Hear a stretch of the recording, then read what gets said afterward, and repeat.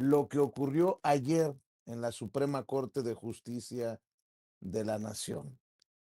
Un debate importante en torno a las atribuciones de la Unidad de Inteligencia Financiera, pero al final la Suprema Corte de Justicia de la Nación, no con voto unánime, hay que decirlo,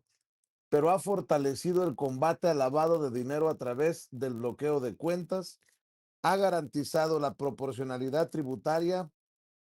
y determina la omisión legislativa en Nuevo León en materia de transparencia. Se garantiza que el bloqueo de cuentas bancarias opere como medida administrativa y preventiva con derecho de audiencia y garantía de defensa. La Suprema Corte de Justicia de la Nación reconoció la validez del artículo 116 bis 2 de la Ley de Instituciones de Crédito adicionado mediante decreto publicado en el Diario Oficial de la Federación el 11 de marzo de 2022, el cual regula la facultad de la Secretaría de Hacienda y Crédito Público para introducir a una persona a la lista de personas bloqueadas cuando existan indicios suficientes de su posible relación con los delitos de financiamiento al terrorismo, operaciones con recursos de procedencia ilícita o los asociados con los delitos señalados. El máximo tribunal, y estoy leyendo precisamente el comunicado de la Suprema,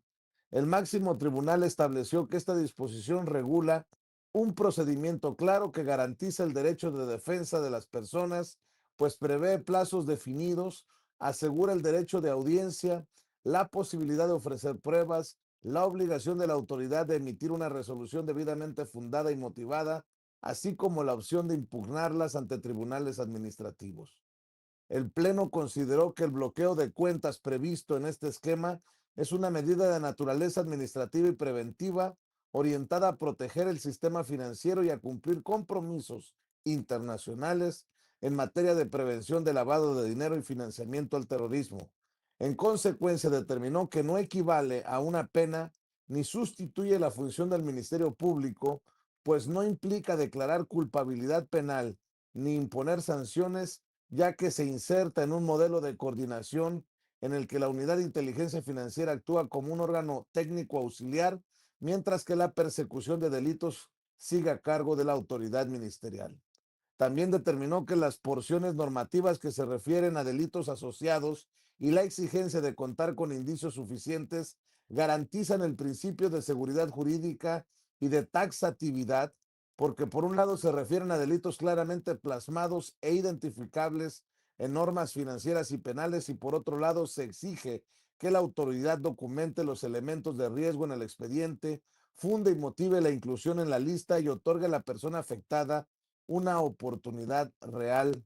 de defenderse. Se fortalece, pues, el combate al lavado de dinero al confirmar que el bloqueo de cuentas se ajusta a la Constitución Política Federal y a los estándares internacionales. La Suprema resuelve estos dos asuntos en los que determinó la validez de las resoluciones que respaldaron la decisión de la Unidad de Inteligencia Financiera de incluir a una empresa y una persona en la lista de personas bloqueadas, así como ordenar el bloqueo de sus cuentas bancarias conforme al artículo 115 de la Ley de Constitución de Instituciones de Crédito y las disposiciones de carácter general de la Secretaría de Hacienda y Crédito Público.